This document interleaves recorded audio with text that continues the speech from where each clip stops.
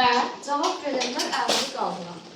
Xocalı şəhəri haqqında nə bilirsiniz? Kim nə bilirsə əlini qaldıra bilər.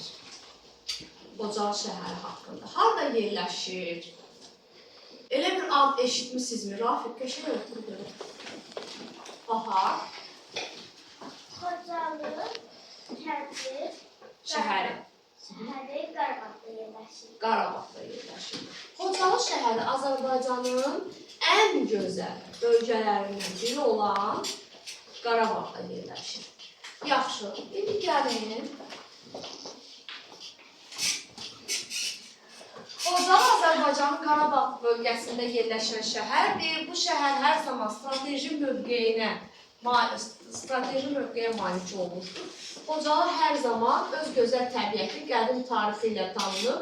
Belə ki, orada tarixi abidələrimiz və gözəl təbiəti deyəndə yaxşı yaşıllıq, gül, çiçək olan bir məkan. Ümumiyyətlə, Qarabağ bölgəsi gözəl təbiətə malikdir.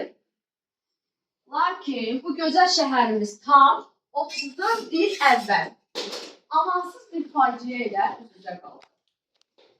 Fikir verirsiniz, qocalar, uşaqlar, görürsünüz, gəl cavan demədilər. Hamını qırdılar. Niyə qırdılar? Bir baxaq görə, niyə qırdılar? Nəyə görə biz bu gün faciə eləyirik? Xocalı faciəsinin baş verməsinin əsas səbəbi Qarabağ münaqişəsidir.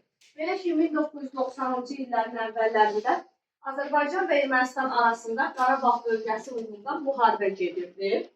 Xocalı şəhəri strateji əhəmiyyətə malik idi, çünki burada hava limanı yerləşirdi.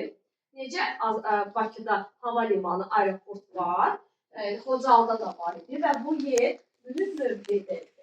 1992-ci il fevralın 26-sında Xocalı şəhəri hücuma məruz qaldı. Şəhərdə yaşayan dinc insanlar zərər gördü və bu hadisə Azərbaycan tarixində Xocalı faciəsi kimi yadda qaldı.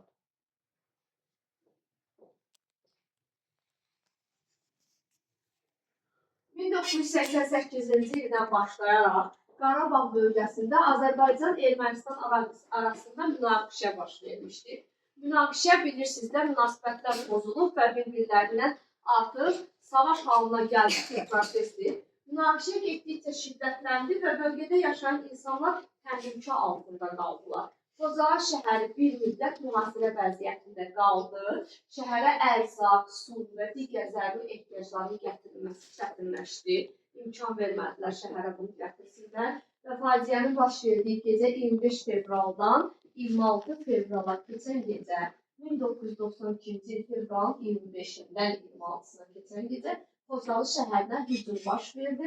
Hücum gecə saatlarında başladı. Şəhər müxtəlif istiqamətlərdən atəşə tutuldu. Bu zaman şəhərdə əsasən dinc əhali, qadınlar, uşaqlar və yaşlı insanlar yaşayırdı. Gecə saatlarında şəhərdə vəziyyət daha da ağırlaşdı. İnsanlar özlərini və ailələrini xilas etmək üçün şəhəri tərk etməyə məcbur oldular. Onlar qarlı və soyuq hava şəraitində təhlükəsiz yerə çatmağa çalışırdılar. Videonu dayandırın.